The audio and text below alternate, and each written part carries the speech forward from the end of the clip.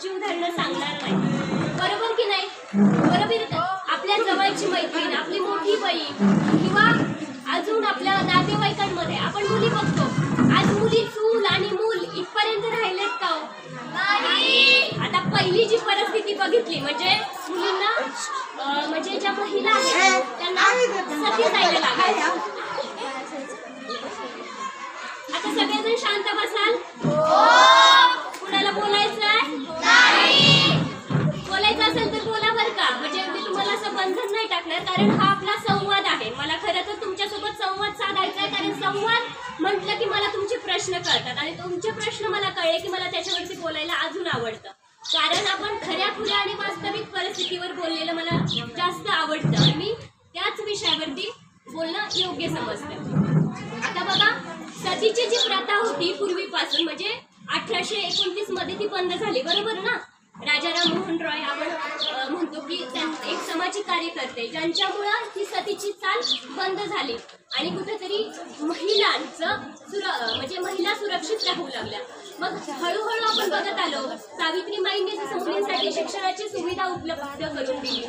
आपल्या मासाहेब जिजाऊ असतील, मासाहेब जिजाऊंनी बघितलं की समाजामध्ये महिलांवरती काय अन्याय अत्याचार होतात, बरोबर ना? म्हणजे महिलांची इज्जत कधी लुटली जायची, म्हणजे त्यांच्या इज्जतीची असेल किंवा बाकीच्या गोष्टींची म्हणजे कुठली सुरक्षाच नव्हती. मग तुम्ही व्यवहारात लक्ष घालण्याचं किंवा अजून काही वेगळं करण्याचं तुम्हाला संधी होत्या का? तर नव्हत्या. मग मासाहेब जिजाऊंनी काय ठरवलं, तर मी असा पुत्र जन्माला घालेल जो या अन्याय अत्याचाराविरुद्ध लढू शकेल. म्हणून मग त्या तेव्हापासून विचार करू लागला. त्यांना जे डोहाळे लागले ते सुद्धा तलवारीचे, म्हणजे त्यांना गर्भवती असताना सुद्धा त्या घोडेस्वारी करायच्या. तर हे बळ त्यांनी छत्रपती शिवाजी महाराजांना दिलं. त्यांच्यामध्ये ते कलागुण त्यांनी विकसित केले आणि मग त्या वयाच्या 16व्या वर्षी छत्रपती शिवाजी महाराज स्वराज्याची प्रतिज्ञा घेतात. मग हे बळ येतं कुठून येतं? तर विचारातून, बरोबर. मग आतापासून झोपण्यापूर्वी आपल्याला विचार करायचा, आपल्याला आयुष्यात काय करायचंय. आणि महिलांनी हा विचार करणं फार जास्त गरजेचं आहे, कारण आज तुम्हाला सगळ्या संधी खुल्या झालेल्या आहेत. पहिल्या महिलांना एवढं नव्हतं, तरी सुद्धा महिलांनी म्हणजे महिला तेवढा संघर्ष करत होत्या. आज तुमचे आई वडील तुमच्या पाठीशी आहेत, आज तेवढा समाज विकसित आहे, तितकासा नाही म्हणजे पूर्ण विकसित आहे असं मी म्हणणार नाही, बरोबर आहे. परंतु आपण त्या विकसित मार्गावरती आहे. आपला देश हा विकसनशील देश म्हणून ओळखला जातो. परंतु मला असं वाटतंय आपल्या महिलांनी अजून विचारांनी कणखर झाल्या, अजून चांगल्या सुशिक्षित झाल्या तर हा देश विकसित झाल्याशिवाय राहणार नाही. डॉक्टर बाबासाहेब आंबेडकर म्हणतात, कुठल्याही म्हणजे देशाची प्रगती मोजायची असेल तर आधी महिलांचा विकास काय आहे हे आपल्याला समजून घ्यावा लागेल. म्हणून मला महिलांचं सांगणं आहे की तुम्ही मनाने, शरीराने, त्याचबरोबर समाजामध्ये वावरण्यासाठी योग्यरित्या तुमची जडणघडण झाली पाहिजे. आपण ज्या वातावरणामध्ये राहतो तेच विचार आपल्यावरती प्रभाव करतात, बरोबर की नाही? म्हणजे आज आपण म्हणजे आपल्या म्हणजे माझं म्हणजे ज्या पालक आहेत मुलींचे त्यांना सुद्धा आहे तिथं काही, जरी सगळे नसले तरी, आणि तुम्ही पण समजदार मुली आहात. आपण सुद्धा आपल्या आई वडिलांना आपल्या ऐकतात ते आपल्याला कसं वातावरण पाहिजे याच्यावरती म्हणजे हा संवाद पाहिजे. आता आपण 1 वर्षाचे होतो त्यावेळेस आपण वेगळे होतो, मान्य आहे तुम्हाला? बरोबर आहे. 2 वर्षाचे असताना वेगळे, 6 वर्षाचे असताना वेगळे, 12 वर्षाचे, 16 वर्षाचे, बरोबर. आपण म्हणजे वेगवेगळ्या पद्धतीने वाढत गेलोय. तुम्हाला जाणवतंय 6 वर्षापूर्वी तुम्ही वेगळे होते, आता शरीराने मनाने सुद्धा वेगळे झालाय. 6 वर्षापूर्वी तुम्ही हट्टी होते, आता कदाचित तो हट्टीपणा कमी होत गेलाय, बरोबर की नाही? हा काळानुसार झालेला बदल आहे, बरोबर. मग आपल्या पूर्वीचा काळ महिलांसाठी एवढा चांगला होता का? तर नव्हता. मग त्याच्यावरती बदल घडणारे वीर पुरुष जन्माला आले, वीर महिला, झाशीची राणी म्हणतो आपण.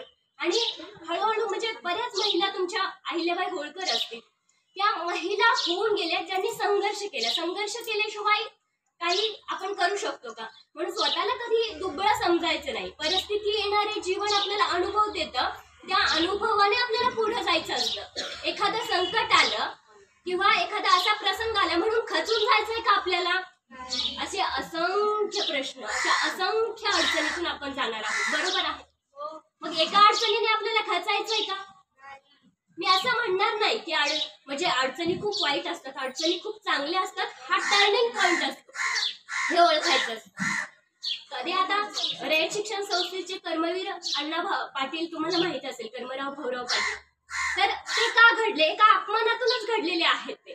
म्हणजे हा त्यांच्या जीवनाचा टर्निंग पॉइंट ठरलेला आहे. म्हणजे कशातून आपल्याला काय घ्यायचंय हे आपण ठरवलं पाहिजे. आता रस्त्यावरून एखादा भिकारी जातो, रोज जातो, भीक मागतो आपल्याला, आपण त्याच्याविषयी विचार करतो का? त्याचा परिवार कसा असेल, त्याची निंदा करतो का आपण सहजासहजी? नाही करत.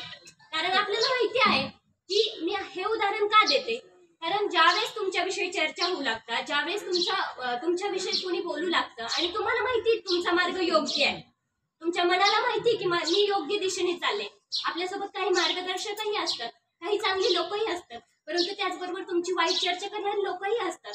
मग जर तुम्हाला माहिती आहे तुमची दिशा योग्य आहे, तुमचं पाऊल योग्य आहे, तर मग घाबरायचं का? पुढे जायचं आणि ती गोष्ट कशी बरोबर आहे हे सिद्ध करायचं. मग याच्यामध्ये आपल्याला जो सपोर्ट लागतो तो आपल्या आई वडिलांचा, बरोबर ना? आणि मग ह्याच्यासाठी घरामध्ये संवाद खूप महत्वाचा असतो. ही गोष्ट पटती तुम्हाला? तुम्ही तुमच्या घरामध्ये मोकळं बोलता? खोटं बोलायचं नाही. कोण कोण भीतं आपल्या घरामध्ये आई वडिलांना काही गोष्टी सांगायला? खरं खरं सांगायचं. तू भीते? बरोबर. अगदी हिच्यासाठी टाळ्या वाजवा पाहिजे. ह्या वयामध्ये तुम्ही खरं बोललात तर पुढे जाऊन, म्हणजे मी काय म्हणते की तुमच्याच घरात अशी परिस्थिती आहे असं नाही, मीही त्या प्रसंगातून गेले, आज तुम्हीही जाताय. मला म्हणजे आपल्या घरचे वाईट असतात असं मी बिलकुल म्हणणार नाही. ते आपलं संरक्षण करणारे सर्वोच्च पहिले आपले माता पिता, पहिले आपले शिक्षकच असतात. पण आपण त्यांच्याशी बोललो पाहिजे, तेव्हाच ते आपल्याला दिशा देऊ शकतील की नाही, बरोबर आहे की नाही? त्यांचा जो धाक असतो तो आपल्या कल्याणासाठीच असतो, तो आपल्या चांगल्यासाठीच असतो. कुठल्या आई वडिलांना आपण त्यांच्या पोटचे गोळे आहोत, कुठल्या आई वडिलांना वाटतं की आपल्या मुलांचं वाटोळं व्हावं, म्हणून ते आपल्याला नेहमी चांगल्या गोष्टी सांगण्याचा प्रयत्न करतात. आणि आपलं काय होतं माहितीये, आपण त्या गोष्टीबद्दल माहित नसतं आपल्याला, आपण नुकतेच म्हणजे त्या विकसित मार्गावरती आहोत, आपण काही या गोष्टींचा अनुभव घेतला नाही, त्याच्यामुळे आपल्याला त्या गोष्टीचं तितकं गांभीर्य वाटत नाही. आपण म्हणतो की तवा पोळल्याशिवाय कळत नाही, बरोबर आहे की नाही? मग अगदी तसंच असतं. मग कुठेतरी आपल्याला आपल्या आई वडिलांशी बोलायला आपण घाबरतो. आता हिचं उदाहरण असेल, तिने बिचारीने मोकळेपणाने सांगितलं. तुमच्यामध्ये अशा काही मुली असतात. तर मला असं सांगायचंय की ज्यावेळी तुम्हाला असं काही प्रश्न वाटतो किंवा जिथं तुम्हाला वाटतं की नाही, हा प्रश्न माझ्या मनात खूप सलतोय किंवा ही गोष्ट मला पुढे जाऊ देत नाही, तर ती तुम्ही तुमच्या आई वडिलांसोबत मनमुक्तपणे चर्चा केली पाहिजे. कारण त्यांच्या इतकं तुम्हाला समजून सांगणार आणि त्यांच्या इतकी काळजी घेणारं दुसरं कोणी नाही. मग जे दुय्यम स्तरावरती येतात, मग त्या बाकीची गोष्ट म्हणजे बाकीचे मार्गदर्शक हे आपल्याला दुय्यम स्तरावरती भेटतात, बरोबर?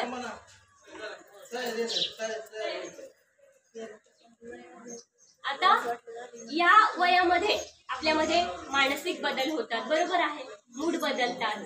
आता जो 12 ते 13 वय असतं आपलं मुलींचं, तर त्यामध्ये आपल्याला मासिक पाळी सुरू होते, बरोबर? किंवा त्याच्या आधीही होते. आता जे उन्हाचं तापमान आणि आपली शरीर प्रकृती कशी आहे,